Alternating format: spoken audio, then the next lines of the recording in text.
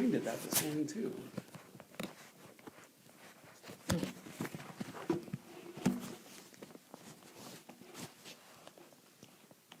Need to brace it up against anything, or is it going to hold? I'll get something from your desk, but yeah, Looks you are like it'll live. work. If you want to say.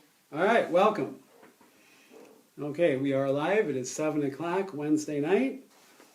And the first couple people are signed in, so welcome to Wednesday night Bible study. Last week we finished the books of the Old Testament, and tonight we are beginning the New Testament.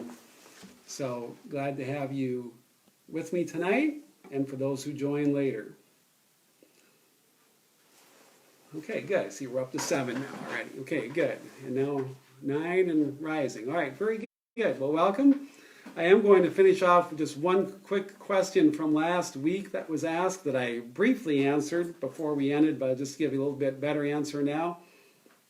When someone asked about why 2 creation stories in Genesis, a little bit longer answer. The first 5 books of the Old Testament, Genesis, Exodus, Leviticus, Numbers, and Deuteronomy, the authors don't identify themselves, but scholars have deciphered 4 different strands of writing in there. So they believe that there are 4 sources that have combined to write those 5 books.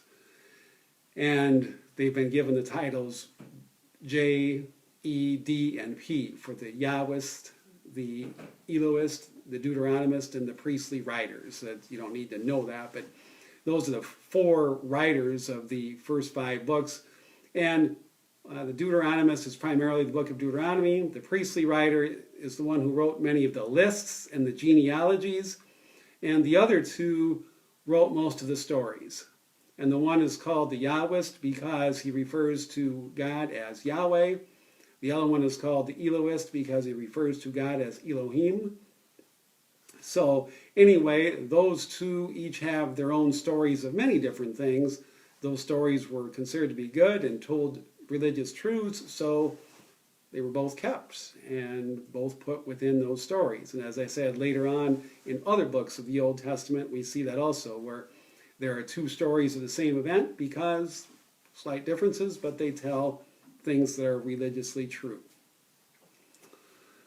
All right, so when we began our study of the Old Testament, I mentioned that there were 46 books in the Catholic Old Testament, but 39 in the Protestant and Jewish Old Testaments, and the criteria for those books, namely that when the Jewish rabbis made their list, they said that the books needed to have content, doctrine that was in line with the Torah, the first 5 books, that they needed to be written by the time of Ezra, that they needed to be written in the Hebrew language, and that they needed to be written in the Holy Land.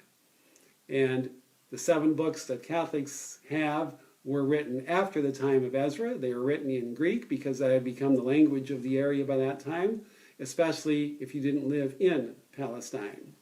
So those 7 books were part of the Catholic canon. The word canon, C-A-N-O-N, means official list of books.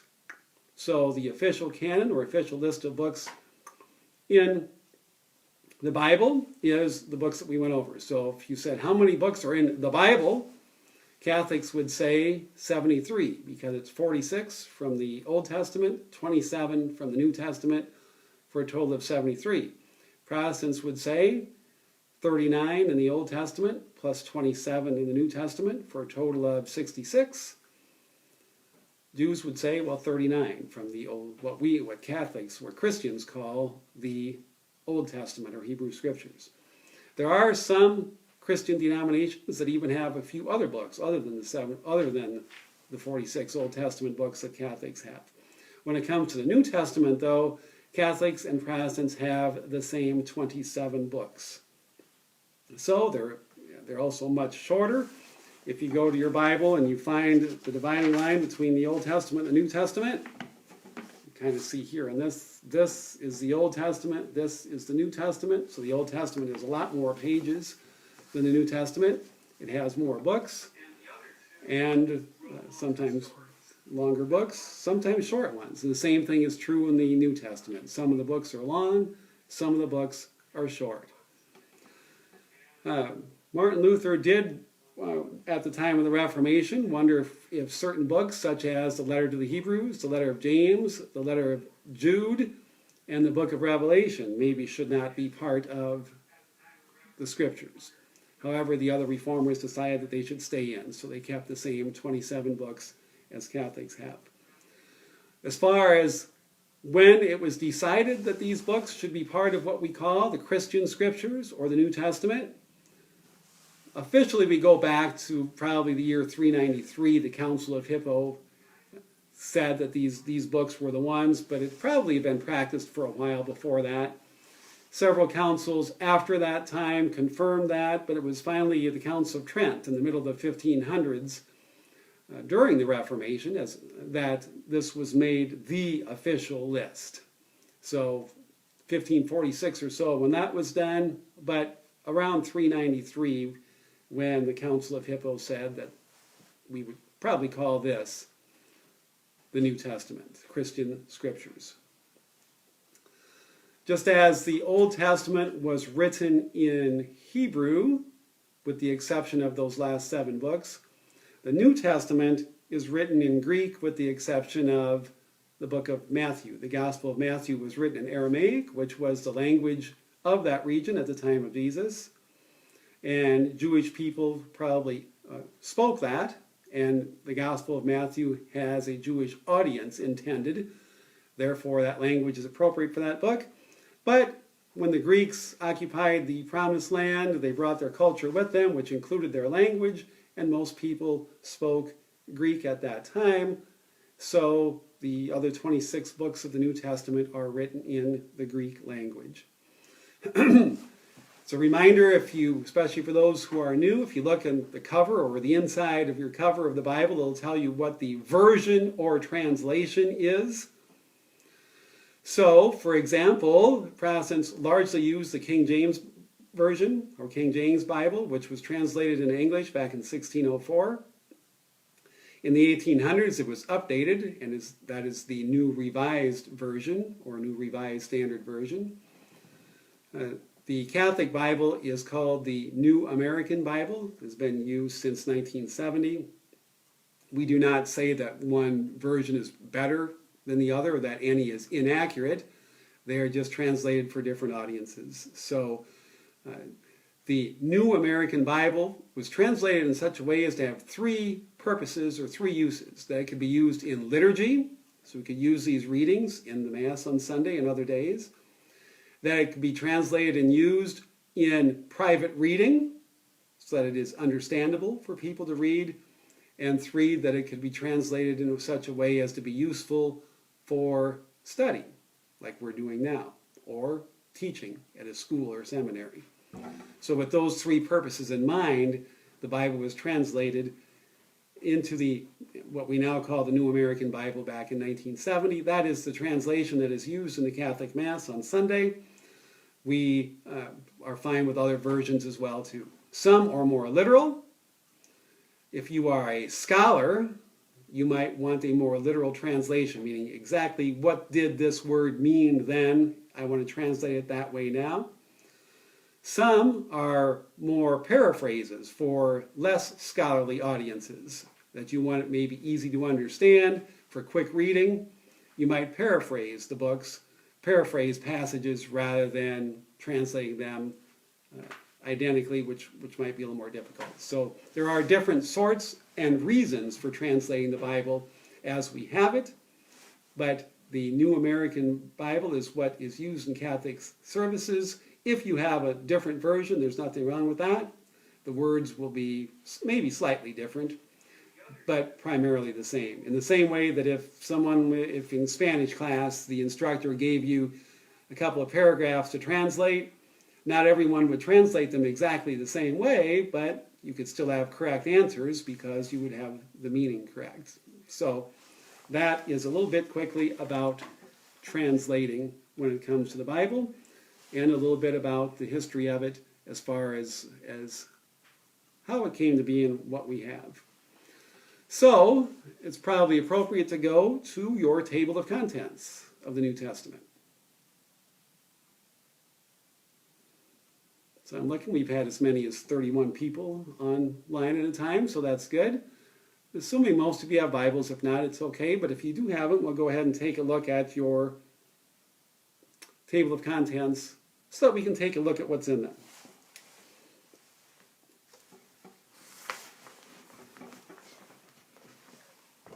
So there's mine, but you probably have the Old Testament books listed, and when we started Old Testament, I explained the order, why it was in the order that it was. In the New Testament, of the 27 books, the 4 Gospels are listed first, for the simple reason that they are about Jesus. And since the rest of the Bible is about Jesus, and by people who lived a little bit later, those are after the Gospels.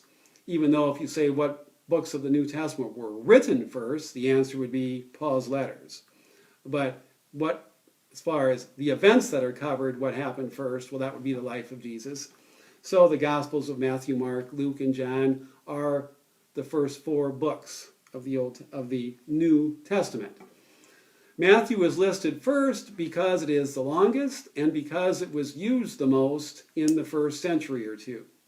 In early Christian ceremonies, liturgies, Matthew was of primary use. If you were to list it by date of writing, then Mark would be first.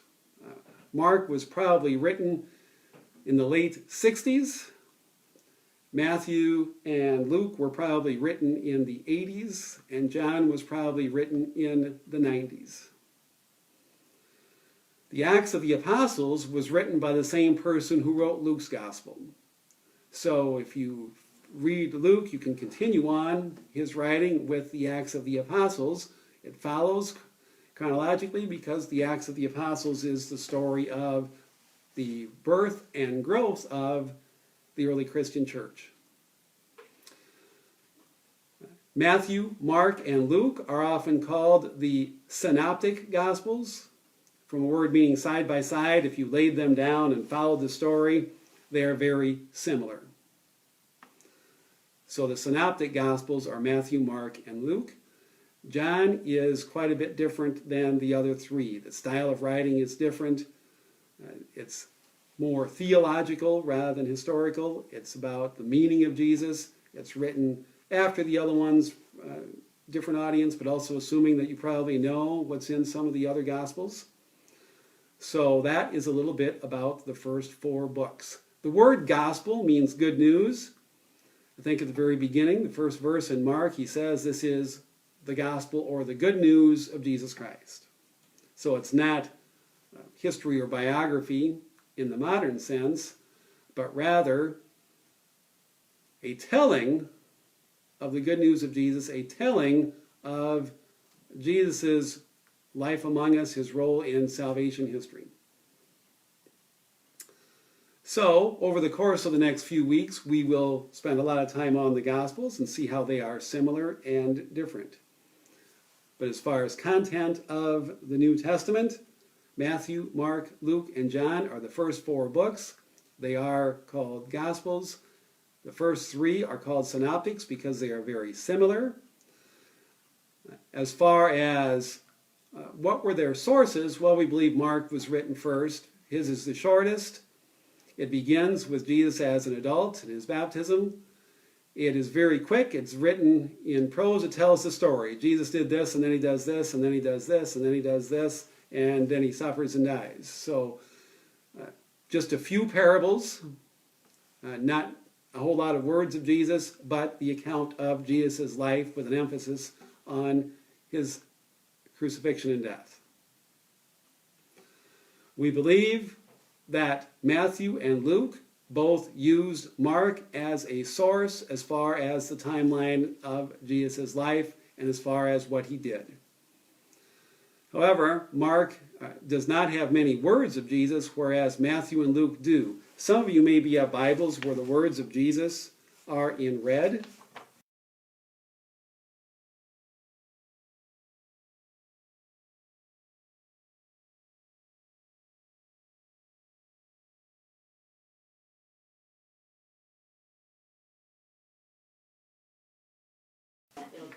Okay, there we go.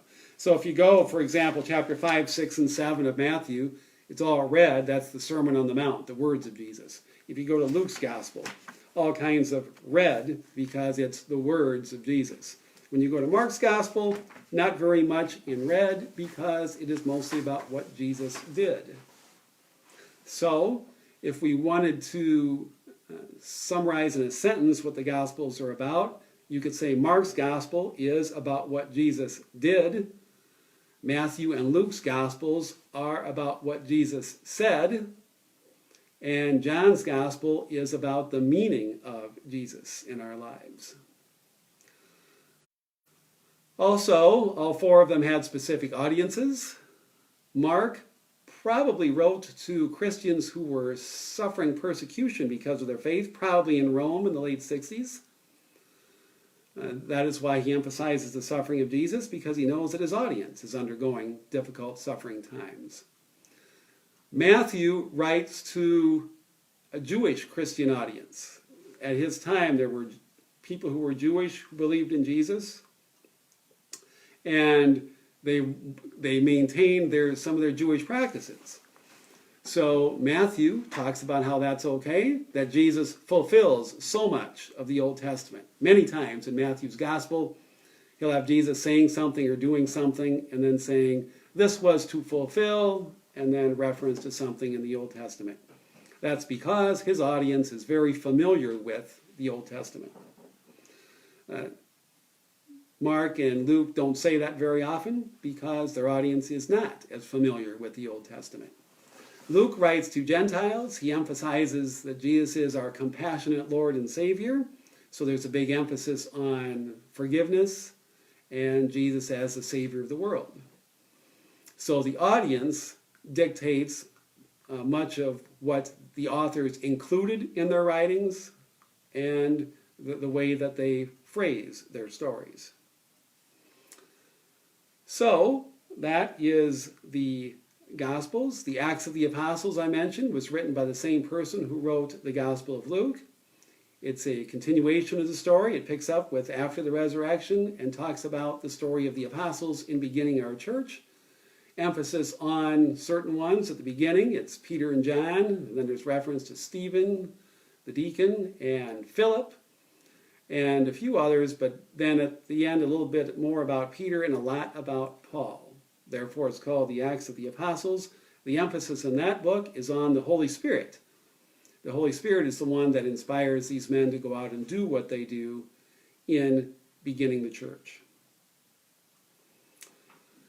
The next 21 books of the New Testament are some sort of letter. They are in the order that they are because of who they believe the authors are. So, the first 7 letters, Romans, 1 Corinthians, 2 Corinthians, Galatians, well, so the first 4, and then 3 more, Philippians, 1 Thessalonians, and Philemon. Those are the 7 that we believe were written by Paul himself. So they are called the letters, Paul letters.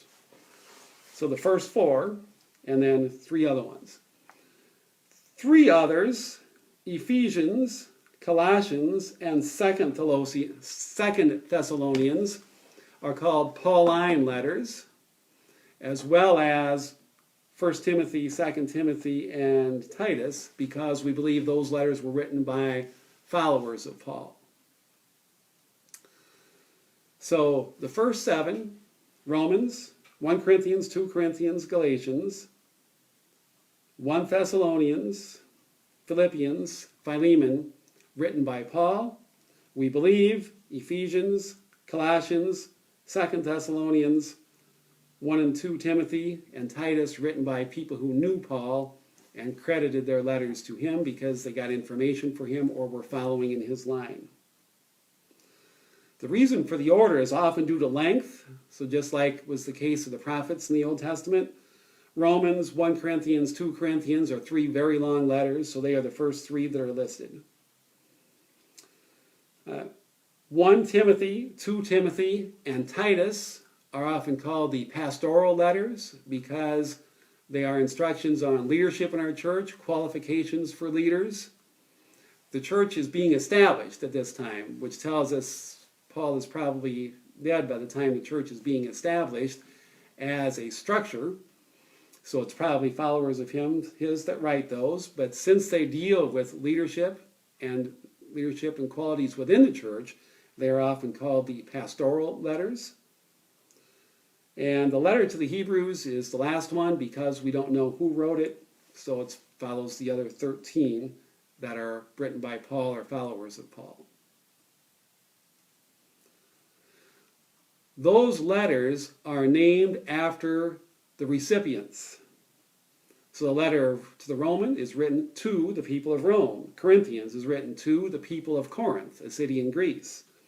Letter to the Galatians, to the Ephesians, the people of Ephesus, to the Philippians, the people of Philippi, to the Colossians, to the Thessalonians, and in the case of Timothy, Titus, and Philemon, written to individuals, Timothy, Titus, and Philemon, and letter to the Hebrews. The next books of the New Testament are the letters of St. James, 1 and 2 Peter, 1, 2, and 3 John, and St. Jude. Those letters are named not after the recipients, but after the authors. So there's 1 letter of James, 2 letters of Peter, 3 letters of John, 1 letter of Jude. We don't know, again, if those were written by those actual people or by followers of them, but they are at least attributed to those people. They are named after the author. Sometimes they are called epistles. So is there a difference between a letter and an epistle? And the answer is yes. A letter has a specific audience. So the letter to the Romans was written specifically for the people of Rome. Letter to the Corinthians, specifically for the people of Corinth. Letter to the Galatians, specifically for the people of Galatia. And they probably would not have made a whole lot of sense if they were sent to a different city. The letter to the Galatians deals specifically with problems in Galatia. The letter to the Corinthians deals specifically with issues in Corinth. So those letters have a specific targeted audience. The letters of James, Peter, John, and Jude are general letters. It can be called homilies, speeches, general instruction, not to a particular audience, but to any Christians. So an epistle is more of a general letter to a general audience. And then the last book is totally different from the others. That is the book of Revelation, written probably in the 90s.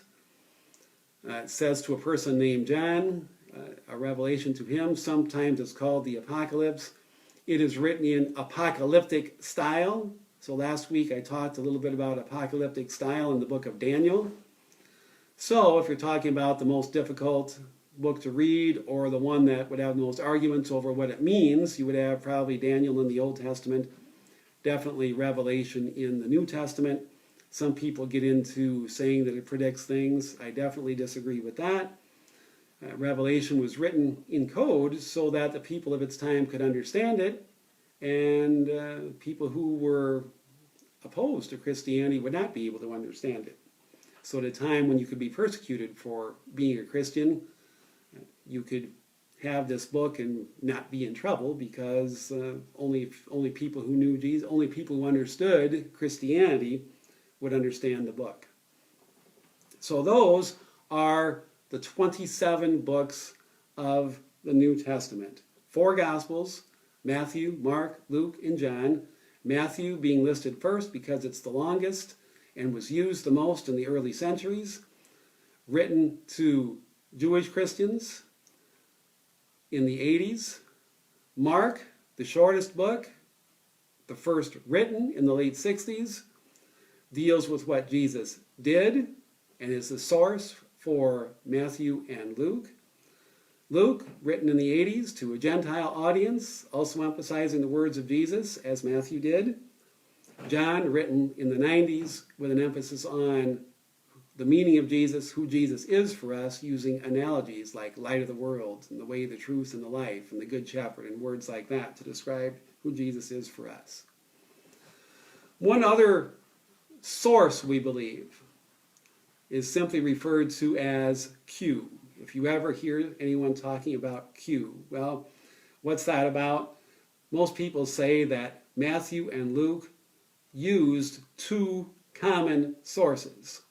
They both used Mark as a source, and they must have had access to the words of Jesus, which are not in Mark. And we don't know what book that is because it's since been lost.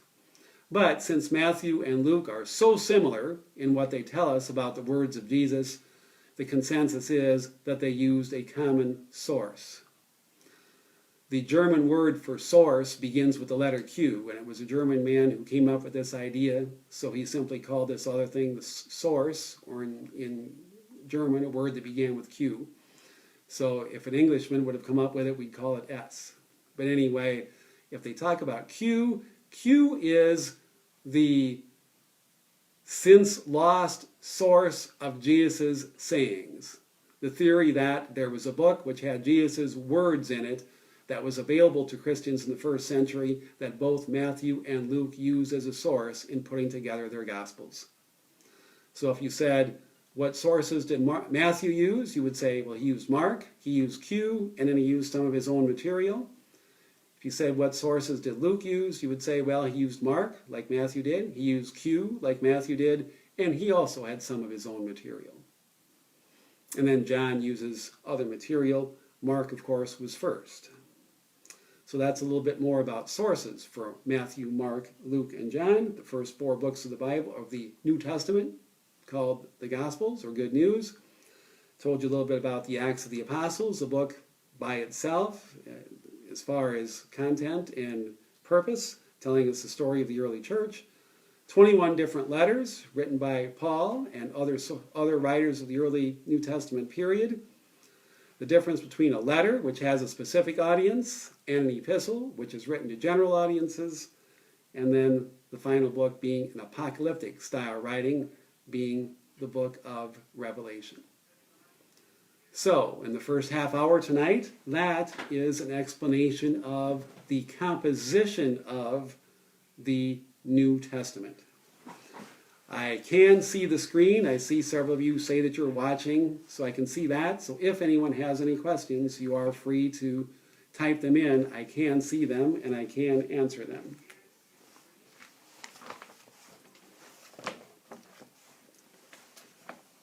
If we were to say, what's the oldest books of the New Testament? Well, the answer would be Paul's letters. Most people think that the first letter to the Thessalonians was the first one that he wrote, probably around the year 50 or so, and that his last letter was probably written in the early 60s. So over the course of a decade or a little longer, Paul wrote those letters and many others, but those are the ones that we still have. And the fact that we still have them was one of the reasons that people put them in the Bible. They said the fact that the early Christian community kept these letters tells us that they were regarded as being very important and very useful in the first century. So I mentioned that Paul's letters written in the 50s into the early 60s. I mentioned Mark written in the late 60s, Matthew and Luke probably in the 80s, John in the 90s, Revelation in the 90s. The other letters, different times, 60s into about 100. Most people, universal agreement is the last letter of the New Testament to be written was 2 Peter, which maybe was even written after the year 100. It makes reference to an established church, so you can tell by that it's written later than the other books. There are clues in each book that tell us about the time that they're written. Mark, for example, has some passages that make it sound like the temple has not been destroyed yet. The temple in Jerusalem was destroyed in the year 70. That's one of the key events in the New Testament time period. The other ones make reference to the fact that has already happened, so we know they're written after the year 70. As far as Jesus himself, I explained at the very beginning of the Old Testament period when we're talking about timelines. In the New Testament, we're pretty sure on most years. However, we do say Jesus was probably born around 5 or 6 BC. The reason for that being that when he was born, nobody was saying, hey, let's start a new calendar based on his birth. That wasn't until many centuries later. The first 3 centuries of Christianity wasn't even legal, so there certainly was no Christian calendar. Several centuries later, when they decided to have a common calendar so that all the countries of the world could have the same year, they said, let's base it on the life of Jesus. They had some historians try to figure out how long ago Jesus had been born. They did a pretty decent job, but they were off by a little bit. So most people would say Jesus was probably born in 5 or 6 BC. One reason for that is that we do know for a fact that King Herod was king from 37 BC to 4 BC. And the Gospels, some of them indicate that Herod was still alive when Jesus was born. We do know for a fact that Pontius Pilate was governor of Judea from 26 to 36. So we know that Jesus died between those years. Most people believe that Jesus died around the year 29 or 30. So for simplicity purposes, most people usually say around the year 30. And that is when many of the events of the New Testament start then. So whereas in the Old Testament we covered about 1,800 years, in the New Testament it's pretty simple. We cover about 70 years. The year is simply from around 30 to 100. So around 30 is the death and resurrection of Jesus. Shortly after that, the beginnings of the church. Around the year, and then these stories that we have, many of which are in the Gospels of Matthew, Mark, Luke, and John, the words of Jesus, they are being spread shortly after his death. People are sharing them orally, so much of what we have in the Bible is passed on by oral tradition well before it's written down. Paul starts writing his letters, as I said, 50 into the 60s. Somewhere around the year 64, Peter and Paul are both put to death in Rome under the order of the Emperor Nero during a persecution of Christians.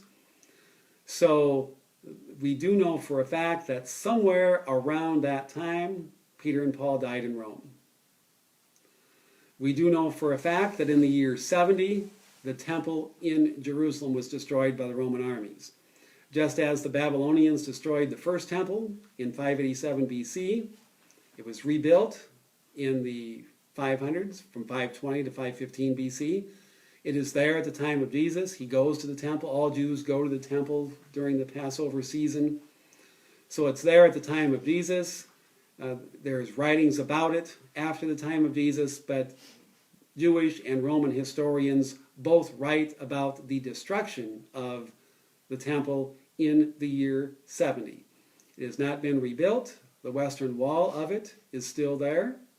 It is the holiest place in the world for Jews. Whenever you watch a report from Jerusalem on television, on the news, they usually have the western wall in the background. That is the last remnant of the temple that was there at the time of Jesus. There were periodic persecutions of Christians in the early ages, depending upon the emperor.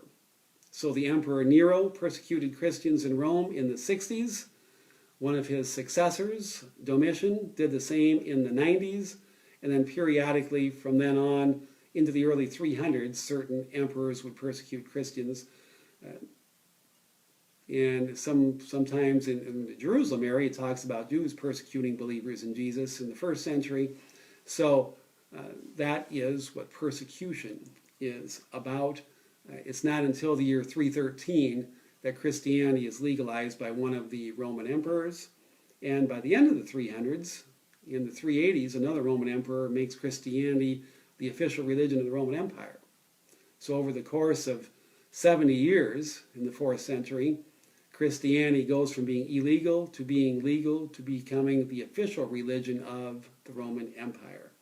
And from there it grows. And through missionary work, it goes to eventually spread throughout the whole world. All right, so that is a little bit of the history of the New Testament. Last week I mentioned a couple of passages that I asked you to look at. So for those who were here last week, you can remember that. For those who weren't, it's fine. If we said, what's the oldest part of the New Testament? Well, we said, well, some of the letters of Paul.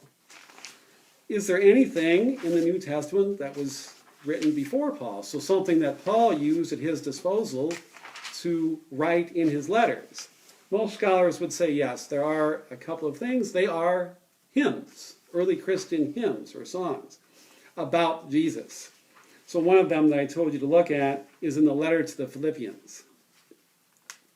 So if you go to Paul's letter to the Philippians, chapter 2, verses 6 through 11, whenever anything is indented, it tells you one of two things. Either it is a long quote from something in the Old Testament, or two, it's some kind of poem or song. And this is a song that Paul obviously didn't write himself. It's something that was available already at the time that he lived and wrote. So, when he's writing, 20 to 30 years after Jesus' time, in a couple of cases, he's using things that have already existed before him. So someone had already written this hymn about Jesus, who, though he was in the form of God, did not regard equality with God something to be grasped at.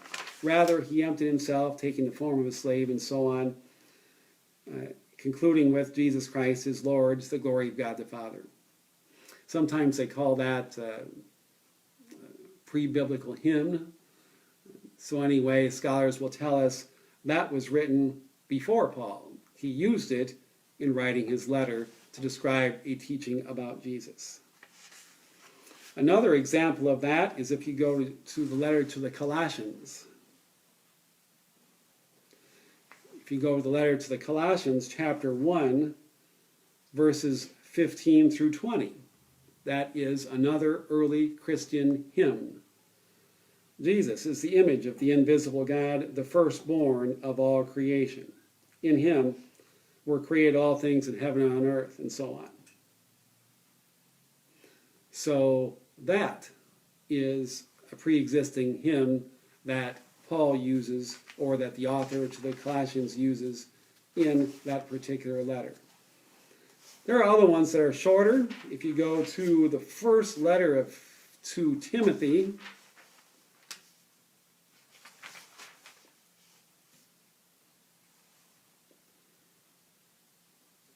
in the first letter to Timothy, chapter 3, verse 16. So reasonably short, but again about Jesus. Manifested in the flesh, vindicated in the spirit, seen by angels, proclaimed to the Gentiles, believed in throughout the world, taken up in glory. Something that had been written earlier. So they were able to, that tells us, from a scholarly viewpoint, it tells us that these were some beliefs about Jesus that were present even before Paul wrote his letters. So there are a few other ones besides that, but those are three good examples to use. How about Paul himself? Since he is the author of more books of the New Testament than anyone else, what do we know about him? He did not know Jesus. He was a little bit younger than Jesus, maybe 10 years or so, but it says that he was present when Stephen was stoned to death. Stephen, the first Christian martyr, shortly after the time of Jesus. It says that Paul was a Pharisee. He was a diehard Jew, and he thought it was okay that Stephen was put to death. That's described in the Acts of the Apostles. Paul, by his own writing, talks about how he used to persecute Christians because religion was very important to him. He believed that the Jewish faith was the true faith, and he did not believe that Jesus was the Messiah. All of that changed during an experience of Jesus that he had once on the way to Damascus. The author of the Acts of the Apostles describes it in that book. Paul himself talks about it in a couple of his letters. So he has his personal conversion story, letter to the Galatians and a couple other places, where he talks about how he was persecuting Christians. As a matter of fact, he was on his way to Damascus to arrest some people there. And along the way, something happened to him that he came to be a believer in the risen Jesus. And from then on, rather than persecuting Christians, he becomes the main proponent of Jesus and would become the greatest missionary of Christianity in world history. Because it is Paul, whose writings we still have, in the case of those letters that I mentioned, and it was he who brought Christianity to Europe. He went to Greece, eventually to Rome, maybe some other places. Early in Christianity, that's one of the questions, is Jesus for everybody or not? And when we get to the letters, but even before that, everyone, whoever reads the New Testament, has to know that early in Christianity, a major debate is, was Jesus for everyone or just for the Jews? And if the answer had been, well, just for the Jews, then it never would have gone outside of Israel. But Paul and others said, no, Jesus is for everyone, including the Gentiles. So his mission eventually is to the Gentiles. And he speaks to people who do not have a Jewish background in coming to believe in Jesus. So he goes as far as Rome or maybe even beyond in doing that during the course of his lifetime. The Acts of the Apostles talks about 3 considerably long missionary trips that he makes. He makes reference to them in his letters as well. So he is converted probably sometime in the 30s. And then he talks about how he spent 3 years in this place. Says he spent 14 years in Arabia before he really got into his letter writing and the things that we know about him.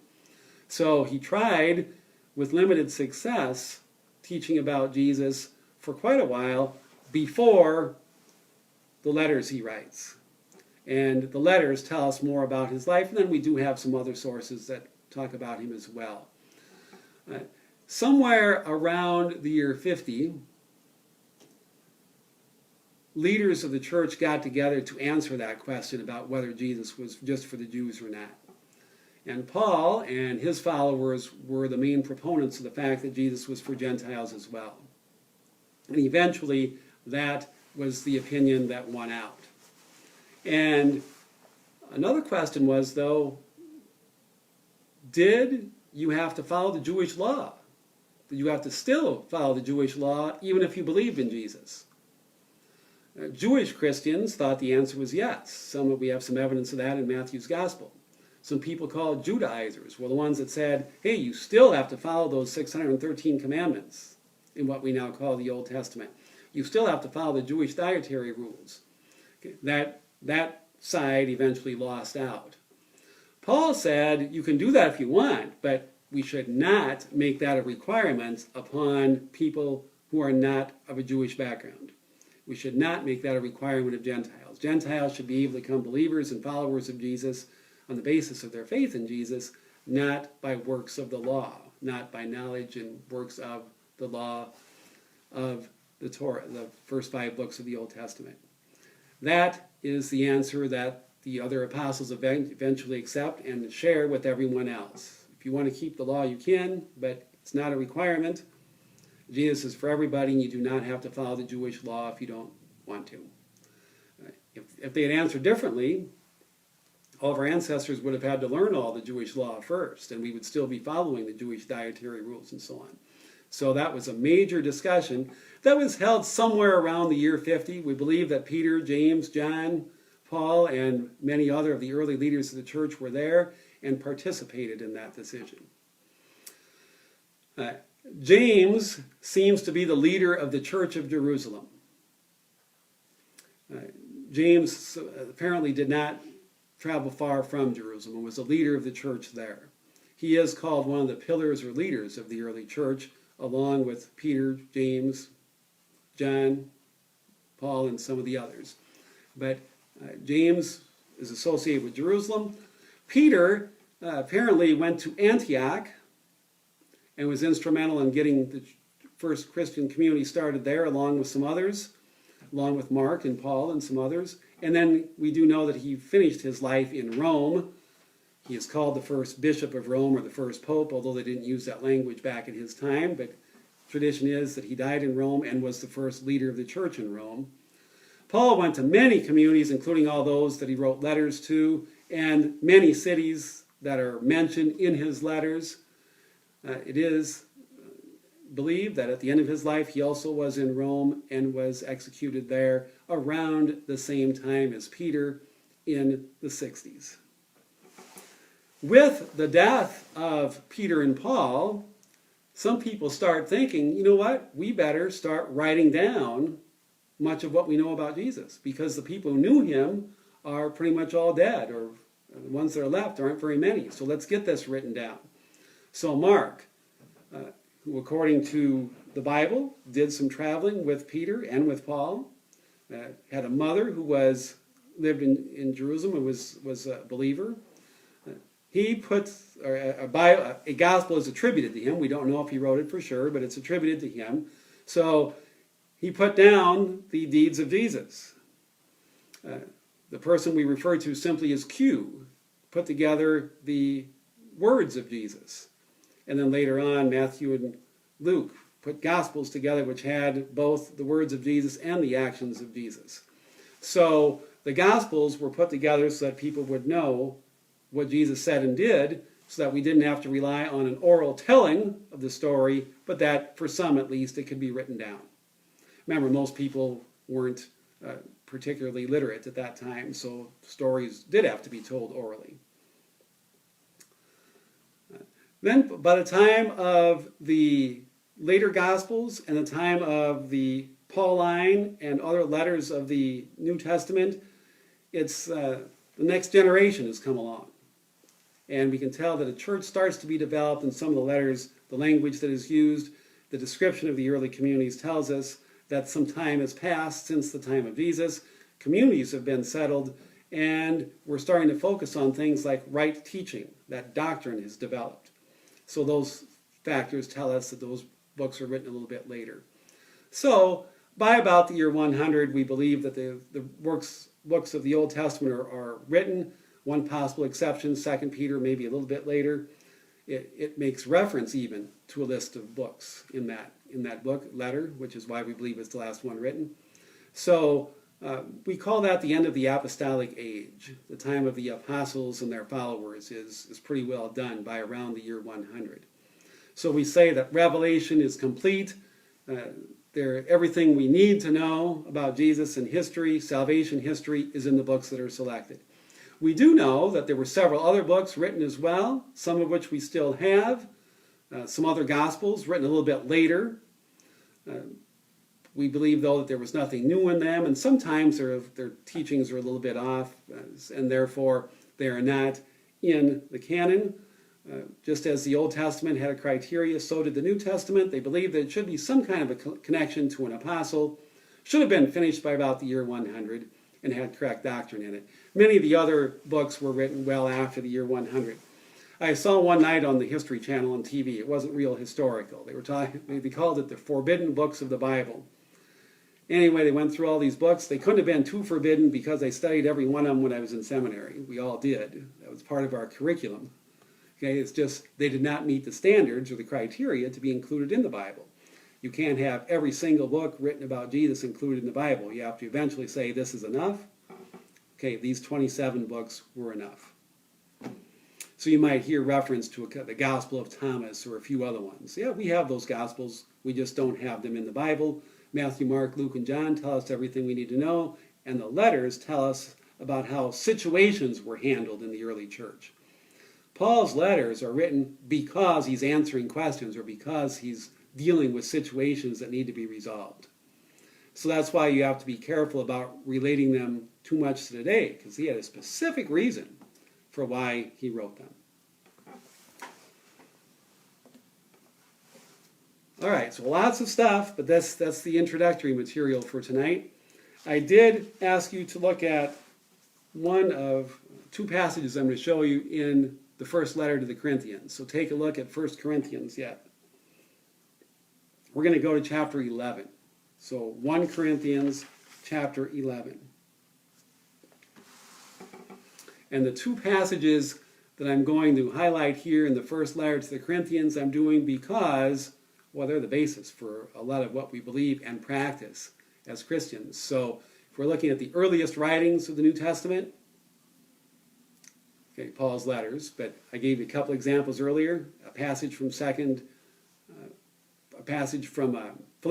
a passage from Colossians, and a passage from 1 Timothy, which were an example of a pre-existent hymn before the letters. Now I'm going to give you two things that Paul writes, which tell us things that he experienced prior to his writing. Next week, we'll actually start with the Gospel of Mark. The reason being it was the first one written, and we may as well read about Jesus before we do the letters. Even though chronologically the letters were written first, you may as well know the story of Jesus before you do the letters. And Mark's Gospel was written first. It's probably the easiest to follow, so it makes sense to start with Mark for next week. In 1 Corinthians chapter 11, if you go to verses 23 to 26, very important in light of what we heard last Thursday night at the Holy Thursday liturgy. It was the second reading last Thursday, and this is something that we also hear in the Gospels of Matthew, Mark, and Luke. It is the words of Jesus at the Last Supper. This is Paul writing in the 50s, and even though he wasn't at the Last Supper, he has obviously heard about it. So you can look at that paragraph there. He says, "For I received from the Lord what I also handed on to you, that the Lord Jesus, on the night he was handed over, took bread, and after he had given thanks, broke it and said, 'This is my body that is for you. Do this in remembrance of me.' In the same way also the cup after supper, saying, 'This cup is a new covenant in my blood. Do this as often as you drink it in remembrance of me.'" So that information was out there, even though Paul wasn't there. He had been informed of that. He does make reference in one of his letters that he went to Jerusalem once for 15 days and met with Peter and James and some of the other apostles. So we assume during those 15 days he was told stories of what Jesus said and did, and among the most important of that would be some of the words that Jesus said at his Last Supper. So even though Paul was not at the Last Supper, he can write to the people of Corinth and say, "This is what Jesus said at his Last Supper because I was told this. I received this from the Lord. I hand it on to you." So the words of Jesus at the Last Supper are not only in the Gospels that are written a little bit later, they are already in the first letter to the Corinthians. And they're also in some other sources too. We do know from the practices of the early Christian community that they did gather together. They did celebrate what we now call the Eucharist, and a leader did say the words that Jesus said. So, whereas the Last Supper is one of the key beliefs of Christianity, the main belief is the resurrection. So before we go tonight, we go to chapter 15 of the same letter, 1 Corinthians chapter 15.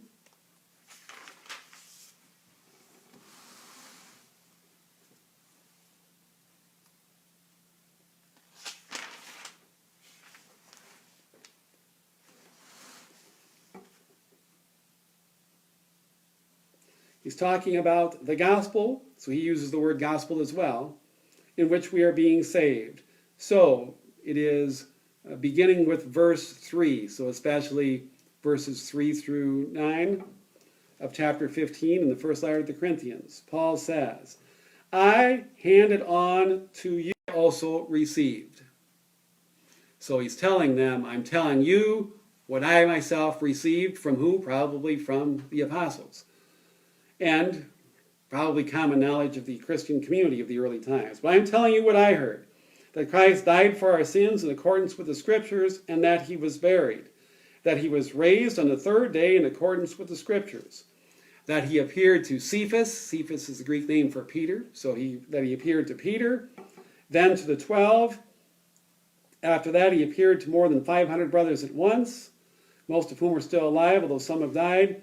After that, he appeared to James, then to all the apostles. Last of all, later on, he appeared to me. And there he says, I'm the least of the apostles because I persecuted the church of God before I became a follower. So those are some key passages of the New Testament to keep in mind before we start our study of it next week. So I did tonight composition, makeup of the New Testament, how it came to be, a quick summary of what each of the 27 books is about, and then a couple of hymns that are in letters that tell us these were beliefs, songs probably written about Jesus shortly after his death and resurrection that were present and available to the writers of the Bible prior to the time of writing.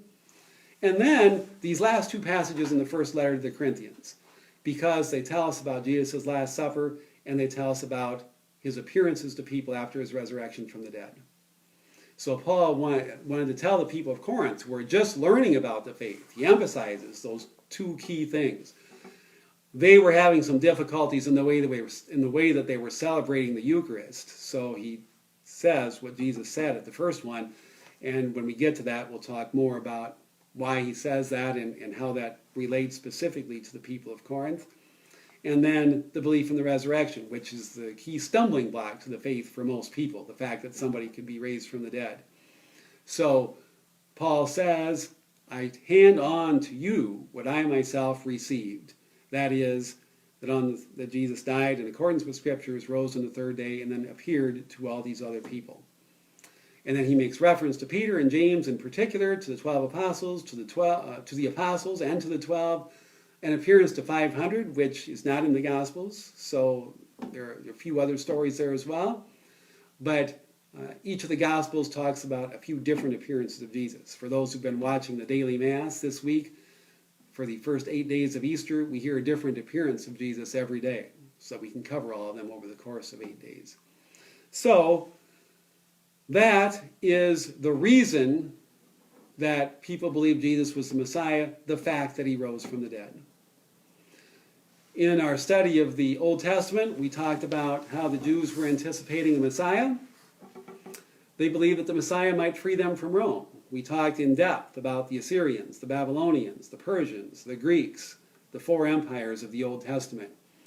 All right, as the Old Testament period comes to an end, Rome takes over for the Greeks in around 63 BC.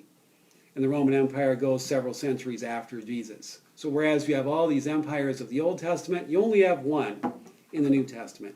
The Roman Empire controls what we now call the Holy Land. The Romans are in charge of the land where Jesus lives and dies. And it's only in the context of the Roman Empire that all these things happen. Pontius Pilate was assigned his job by the Roman Empire. Paul, though, and the other New Testament writers are telling us that Jesus does not come.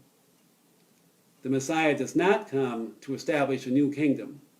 He does not come to overthrow the Romans. He is a different sort of Messiah. He is the one who predicted his suffering and death. He did so at the Last Supper when he said, "This is my body and my blood, which will be given up for you," which we will talk about in depth later on. And then he did rise. And the reason that people came to believe Jesus was the Messiah was because they believed in his resurrection from the dead. And that is why I mentioned that tonight as an important paragraph that Paul included in his first letter to the Corinthians. So that worked out, for me anyway, exactly right, an hour, describing the origins of the New Testament, the composition of the New Testament, and a few highlighted passages that get us set up for what we're going to study from now on.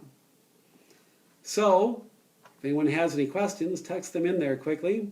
Otherwise, I'll sign off here pretty quickly and ask you to take a look at the Gospel of Mark for next week. Now, it's probably not very possible to read all 16 chapters. Most of you are going to be quite familiar with it to begin with. Therefore, you can skim through it. We'll skim through it next week when we do it, because you do have headings that tell you kind of what's going on. You can find that easy enough. Remember, the Bible was originally just written straight beginning to end. It wasn't until the 1200s that it was divided into chapters, and not until the 1500s that was divided into verses to make it so much easier for us to read and study. So headings were put in there later so you could find certain passages as far as what was going on. So as you read through Mark next week, remember it's the story of Jesus. What did Jesus do the last 3 years of his life, with an emphasis on the last week of his life. So hopefully this has been interesting tonight as far as how we got the New Testament the way we have it today. And we will start with Mark's Gospel next Wednesday night at 7 o'clock. So I thank you for watching tonight. And if you have any questions, you can ask them during the week. We continue our daily masses at 8:30. And the Sunday Mass as well, recorded. Remember, we do have the gala online coming up. I will have a speaker talk about that at the beginning of Mass this weekend. That's very important for the well-being of our parish and school. And I'll keep posted on our website about other things that are going on with our church. Thank you very much for watching tonight. I'll talk to most of you next week.